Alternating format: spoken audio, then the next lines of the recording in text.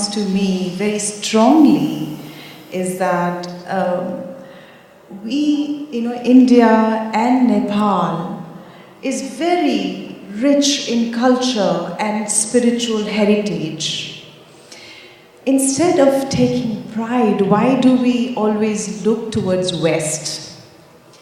And whereas I find a lot of West is looking towards us for answers, but I feel, are constantly looking towards West. Your views on this, Guruji? I'm sure at least almost all the men, 95% of the men are in Western clothes right now. Ladies are a little better. Why is this? Because we must understand there is no substitute for success.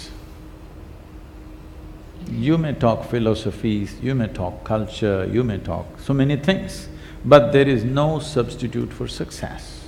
Right now, in many ways, West has become the symbol of success.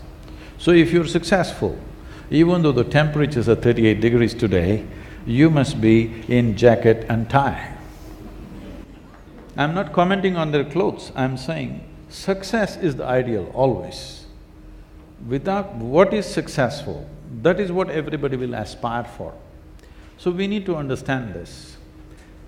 Another aspect of success is today, success means economic success. People are not recognizing any other form of success anymore on the planet. There used to be a time, if you came into a town and said, oh, he's a big man, maybe he was a wise man, maybe he was a very creative man, maybe he was something else, but no. Today if you say somebody is a big man, it means he's got big money bags. So, in a way, we have transformed the entire world into economics. That is the most important subject everywhere. So it doesn't matter, there's no point struggling with it. We have to come to terms with it and see how to ride it. So we need economic success. You will see as India becomes more economically successful, you will see things Indian will become more prominent.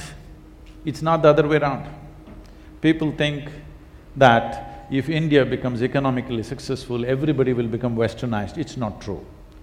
Unless by then we have completely lost the ethos of what India is. If we did not lose that, then definitely as economic success comes, manifesting who we are, it becomes equally important. To take pride, there are certain mechanics. First of all, when you mentioned the word nation, nation is not just a geographical boundary. It is an idea that we must infuse into people's minds. It must burn as a pride in people's hearts. Then only there is a nation. If you just draw a pencil line on the map, it doesn't become a nation. So to build pride, there has to be history. No nation has as much history as we have, but our children, when you were studying in school, you studied nothing to be proud of. If you just look at it, recently I was talking to the education minister in Tamil Nadu. For example, everybody knows about Cambodia, Angkor Thom and Angkor Wat. These temples are the engineering marvels, even by today's standards, most incredible things that human beings can create. Tamil kings went there and built it. From first standard to 12th standard, does any Tamil child even read one line saying that our ancestors went there and built this? No.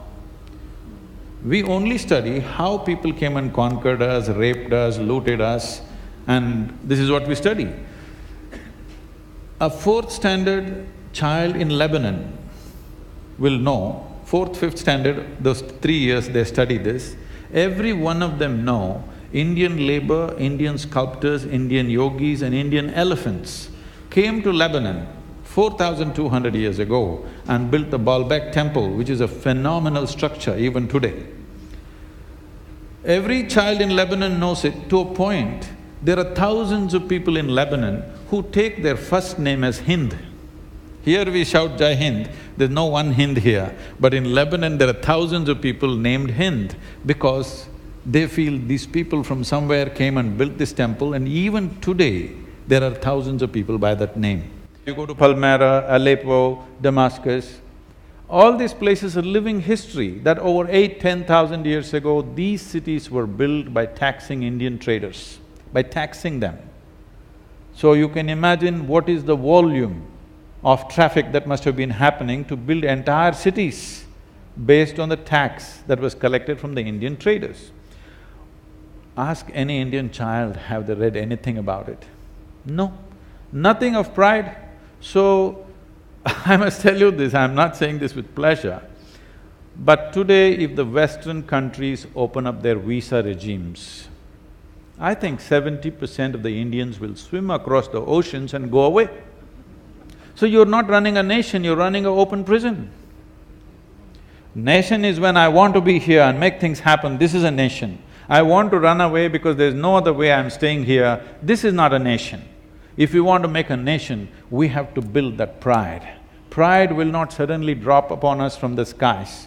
We have to show our children what all great things we have done in the past. Okay, we have fallen here and there, but now it's once again time to bring back that glory.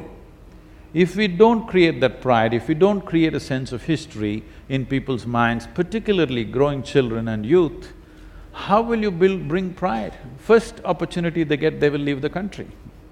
Going out of the country is not a bad thing. You go there to learn, you go to do business, you go there to do whatever. But are you running away from a horrible situation or are you going by choice? That is the question. I'm not saying nobody should go out, we have enough population to populate the entire world, so we can go out. Going out is not a crime, I'm saying we're escaping. Escape happens from a prison, not from a nation, isn't it? So this sense of escaping from the country, that should go away. If that has to go away, we cannot be forever talking about our past glory either. Past glory is good to build pride, to create a present and a future. We have to do that. Right now, India as a nation is in a position of advantage only because of the demographic dividend we have. In everything else, we are way behind most nations, let's understand this. We are. But we have a demographic dividend that we have the maximum number of youth. But if we do not cash in on this in the next 15 to 20 years, once again it'll be a slide down. It may take another 50 years or 100 years before we get that opportunity once again. So right now, in the next 10 to 15 years, what we do matters for you and the future generations of this land.